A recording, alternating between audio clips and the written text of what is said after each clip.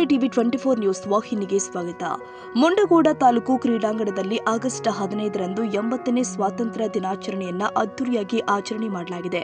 ಕಾರ್ಯಕ್ರಮದ ಅಧ್ಯಕ್ಷತೆಯನ್ನ ಮುಂಡಗೋಡ ತಹಶೀಲ್ದಾರ್ ಎಸ್ಎ ಪ್ರಸಾದ್ ವಹಿಸಿದ್ರು. ಕಾರ್ಯಕ್ರಮದಲ್ಲಿ ದೇಶ ಸೇವೆ ಹಾಗೂ ಸಮಾಜ ಸೇವೆ ಸಲ್ಲಿಸಿದವರನ್ನ ಗೌರವಿಸಲಾಗಿದೆ. ಪೌರ ಕಾರ್ಮಿಕರಿಗೆ ಸನ್ಮಾನ ನೆರವೇರಿಸಲಾಗಿದೆ. ಭಾರತೀಯ ಸೇನೆಯಲ್ಲಿ 23 ವರ್ಷಗಳ ಕಾಲ ಸುದೀರ್ಘ ಸೇವೆ ಸಲ್ಲಿಸಿ ನಿವೃತ್ತರಾಗಿ ಬಂದಿರುವ ಮಂಜುನಾಥ್ ತಳವಾರ್ ಅವರನ್ನ ವಿಶೇಷವಾಗಿ ಸನ್ಮಾನಿಸಲಾಗಿದೆ. ಈ ಸಂದರ್ಭದಲ್ಲಿ ಮಾತನಾಡಿದ ತಹಶೀಲ್ದಾರ್ ಎಸ್ಎ ಪ್ರಸಾದ್ ಅವರು ಸ್ವಾತಂತ್ರ್ಯ ದಿನಾಚರಣೆಯ ಮಹತ್ವ, ದೇಶದ ಸ್ವಾತಂತ್ರ್ಯಕ್ಕಾಗಿ ಹೋರಾಡಿದ ಮಹನೀಯರ ತ್ಯಾಗ ಹಾಗೂ ದೇಶದ ಅಭಿವೃದ್ಧಿಯಲ್ಲಿ ಪ್ರತಿಯೊಬ್ಬರ ಜವಾಬ್ದಾರಿಯ ಕುರಿತು ಮಾತನಾಡಿದರು. ಇತಿಹಾಸದಲ್ಲಿ ಹಲವಾರು ಏಳು ಬೀಳುಗಳನ್ನು ಕಂಡಿದೆ. ಹಲವಾರು ಬಾರಿ ಪರರ ದಾಳಿಗೆ ಆಕ್ರಮಣಕ್ಕೆ ತುತ್ತಾಗಿದೆ. ಅಂತ ವಿಷಮ ಸಂದರ್ಭದಲ್ಲಿ ತಾಳ್ಮೆಯಿಂದ ಆತ್ಮವಿಶ್ವಾಸದಿಂದ ಅದನ್ನು ಎದುರಿಸಿದೆ. ಅನೇಕ ಬಾರಿ ಹಾಗೆ ಆಕ್ರಮಣಕಾರರಾಗಿ ಬಂದವರು ಇಲ್ಲಿಯ ಸಂಸ್ಕೃತಿಯಲ್ಲಿ ವೀಲರಾಗಿ ಇಲ್ಲಿಯವರೆಗೆ ಆದಿ ಹೋದ ಇತಿಹಾಸವನ್ನು ಕಂಡಿದ್ದೇವೆ. ಆದರೆ ವ್ಯಾಪಾರಕ್ಕೆಂದು ಬಂದ ಬ್ರಿಟಿಷರು ಇಲ್ಲಿಯ ರಾಜರುಗಳ ಒಳಜಗಳನ್ನೇ ಬಂಡವಾಳಗಿಸಿಕೊಂಡು ಒಡೆದು ಆಳುವ ನೀತಿಯ ಮೂಲಕ ಇಡೀ ಭಾರತವನ್ನು ಇಂಚಿಂಚಾಗಿ ಕಬಳಿಸಿದರು. ಇಲ್ಲಿಯ ಅರ್ಥವ್ಯವಸ್ಥೆ, ಗ್ರಾಮ ವ್ಯವಸ್ಥೆಯನ್ನು ಹದಗೆಡಿಸಿ ಬಿಟ್ಟರು.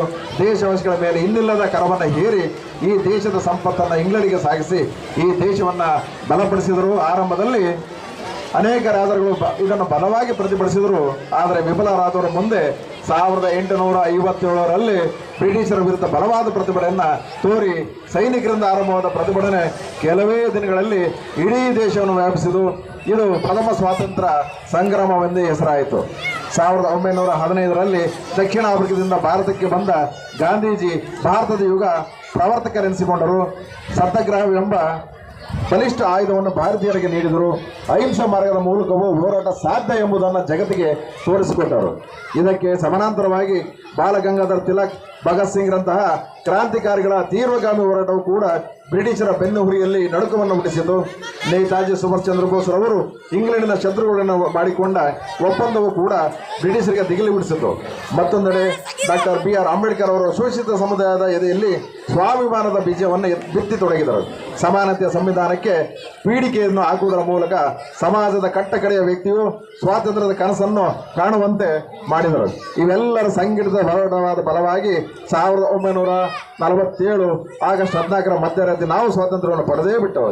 ಸ್ವಾತಂತ್ರ್ಯ ದಿನಾಚರಣೆಯನ್ನು ಆಚರಿಸುವ ನಾವು ಸ್ವಾತಂತ್ರ್ಯದ ಮಹತ್ವವನ್ನು ಅರ್ಥಪೂರ್ಣವಾಗಿ ಸ್ಮರಿಸಿಕೊಳ್ಳಬೇಕಾಗಿದೆ. ಇಂದು ಜಗತ್ತಿನಲ್ಲಿ ನಡೆಯುವ ಕೆಲ ವಿದ್ಯಮಾನಗಳನ್ನು ಗಮನಿಸಿದರೆ ನಮ್ಮ ದೇಶ ಸ್ವಾತಂತ್ರ್ಯ ದಿನಾಚರಣೆಯನ್ನು ಆಚರಿಸಿರುವುದು ಅತೀವ ಸಂತೋಷವನ್ನು ಉಂಟು ಮಾಡಿದೆ. ಅನೇಕ ದೇಶಗಳು ತಮ್ಮ ಸ್ವಾತಂತ್ರ್ಯವನ್ನು ಉಳಿಗಾಲಿಸಲು ಹೆಣಗಾಡುತ್ತಿರುವ ಈ ಸನ್ನಿವೇಶದಲ್ಲಿ ಭಾರತೀಯರಾದ ನಾವು ಸ್ವಾತಂತ್ರ್ಯ ದಿನಾಚರಣೆಯನ್ನು ಆಚರಿಸುತ್ತೇವೆ. ಪ್ರತಿಯೊಬ್ಬ ಕಾರ್ಯಕ್ರಮದಲ್ಲಿ ವಿವಿಧ ಇಲಾಖೆಗಳ ಅಧಿಕಾರಿಗಳು, ಪೊಲೀಸ್ ಅಧಿಕಾರಿಗಳು, ಶಾಲಾ ಕಾಲೇಜುಗಳ ವಿದ್ಯಾರ್ಥಿಗಳು, ವಿವಿಧ ಸಂಘ ಸಂಸ್ಥೆಗಳ ಪದಾಧಿಕಾರಿಗಳು ಹಾಗೂ ಸಾರ್ವಜನಿಕರು ಉಪಸ್ಥಿತರಿದ್ದರು. ಯಲ್ಲಪ್ಪ ಹೊಸ್ಮನಿ, ಟಿವಿ 24 ಕನ್ನಡ, ಉತ್ತರ ಕನ್ನಡ. ಕನ್ನಡಿಗರ ಮೆಚ್ಚಿನ ನಿಮ್ಮ ಟಿವಿ 24 ಕನ್ನಡ ನ್ಯೂಸ್ ವಾಹಿನಿ ಇದೀಗ ಟಿವಿಯಲ್ಲಿ ಲಭ್ಯ. ಕರ್ನಾಟಕ ಮತ್ತು ದೇಶ ವಿದೇಶದ 360 ಡಿಗ್ರಿ ಸುದ್ದಿ ಹಾಗೂ ಉತ್ತರ ಕರ್ನಾಟಕ, ಬೆಳಗಾವಿ, ಬಾಗಲಕೋಟೆ, ಧಾರವಾಡ, ಹಾವೇರಿ, ಗದಗ, ಬಿಜಾಪುರ ಜಿಲ್ಲೆಯ ಕ್ಷಣ ಕ್ಷಣದ ವಿವರವನ್ನ ಪಡೆಯುವುದಕ್ಕೆ ಟಿವಿ 24 ಕನ್ನಡ ನ್ಯೂಸ್ ವಾಹಿನಿಯನ್ನ ಲೈಕ್ ಮಾಡಿ, ವಿಡಿಯೋಗಳನ್ನ ಶೇರ್ ಮಾಡಿ, ಕಮೆಂಟ್ ಮಾಡುವ ಮೂಲಕ ನಮ್ಮ ವಾಹಿನಿಗೆ ಸಹಕಾರ ನೀಡಿ ಮತ್ತು ಚಾನೆಲ್ ಅನ್ನ ಸಬ್ಸ್ಕ್ರೈಬ್ ಮಾಡಿ. Thank you.